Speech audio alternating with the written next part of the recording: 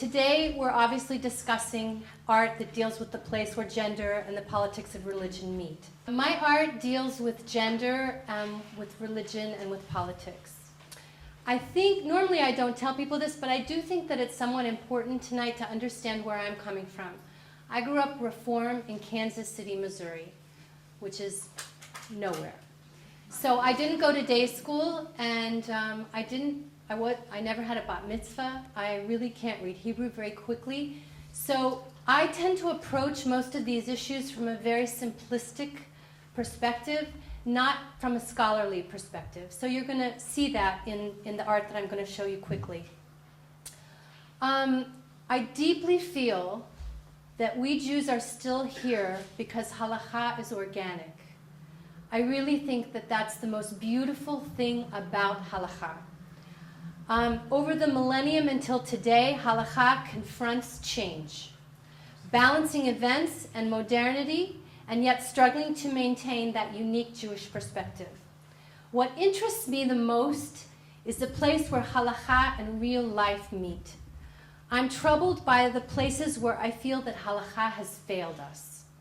Nowhere is this more obvious than with the plight of the aguna. So we're going to start with that. This is a series called Coats of the Agunot. I got permission from the Jewish National Library here in Israel to digitally duplicate their antique ketubah collection. As a metaphor for her state of her marriage, I then tore these ketubot to shreds. I then took every one of those pieces and I sewed them, and then I collected them together and I created a coat. But this is a special coat because the sleeves and the hem are sewn shut. There's no way out. I left all the strings hanging because she's hanging.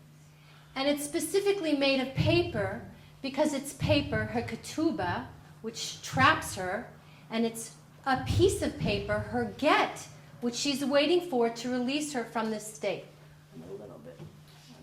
Okay, whoops. I'm not very technological. Yofi. Thanks. So you can see here there's tiny shredded pieces of ketubas that I've reassembled into this coat. Yofi, tada. This is another one. Okay, now I want to turn to another subject. This is called If Only They Had Asked Us.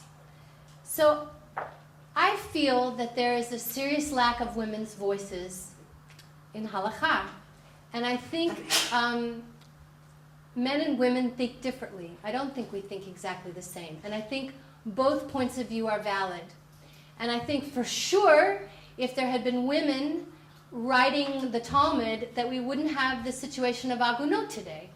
I don't believe we would. So what I've done here is I've taken thousands, there's actually 4,300 scrolls in this piece. These are all pages of the Gemara, but instead of black and white, I've duplicated them in hues of 43 shades.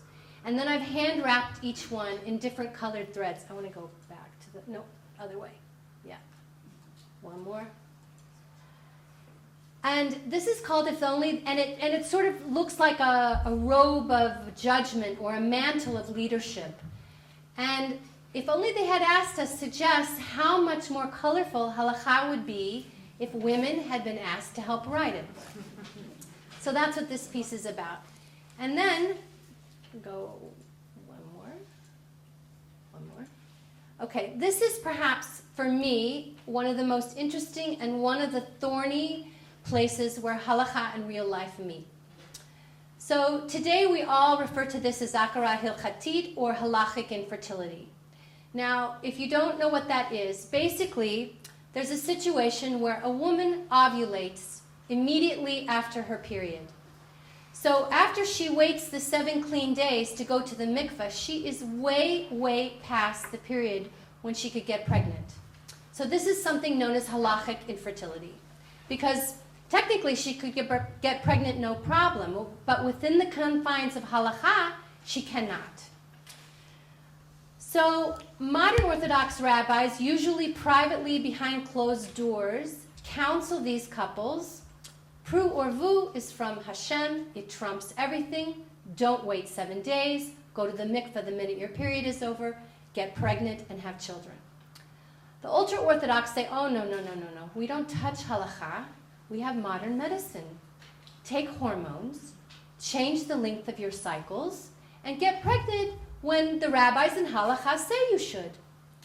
So if we sort of step back from this, we understand that we're telling a perfectly healthy woman with a perfectly healthy body who could get pregnant on her own in 2 seconds to pump her body up with hormones that have thousands of side effects, increase her chances of all kinds of disease, so that she should get pregnant when the rabbis say she should. So this series is called Shame on You, Rabbi Ze'era. He was the rabbi in the Talmud. He was the rabbi in the Talmud who advocated the adding on of 7 days. So what I did is I took the hormone insert, side effect insert, from the hormone pills, and I hand-lettered the background. Those are just the beginning of all the side effects that they warn you about. And it starts with headaches and nausea, and it ends with liver tumors. And then I created these little dolls, but the strings that manipulate these dolls come from her vagina. Next one. It's a whole series. The next one is her biological clock ticking, because most of these women are very needy to get pregnant. They've tried all kinds of things, and they're somewhat desperate. So in the background, their biological clock is ticking.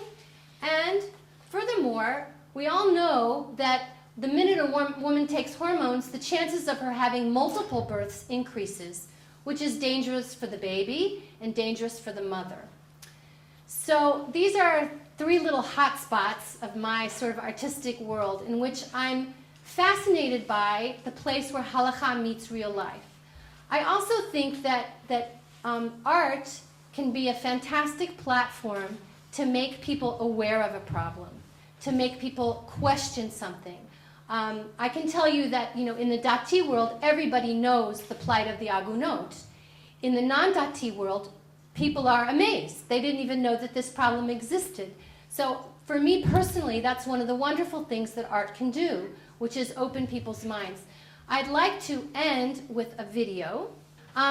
This was an installation that I did under the supervision of Devor Elise, who's here somewhere, for the Matronita show at the museum in Ein Harod.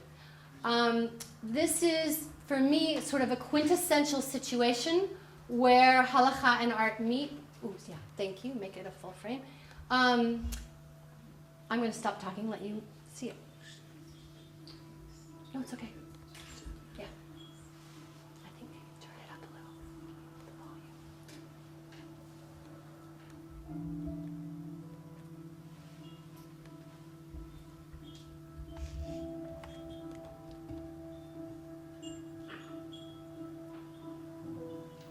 There were 10 groups, 10 categories. So for example, one side would be Pidyon Shvuim, the other side would be a newspaper article about Gilad Shalit. One side would be the laws of bribery, the other side would be a newspaper article about the Olmert scandal.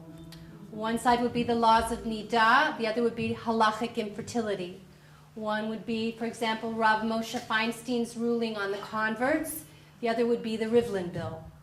The laws of tzedakah, the poverty levels in Israel. The laws of war, the Goldstone report. The laws of divorce, Masechet Gittin, agunot issues. The laws of Shemitah, the newspaper articles about restaurant blackmail and the politics of Shemitah. The laws of rape, the Katsav indictment. The laws dealing with adultery, domestic abuse of women. So I'm hoping to reinstall this installation next Sukkot for the Biennale of Jewish Art. And since this is such a dynamic country, I have about 10 more issues to add to this. Anyway, thank you very much.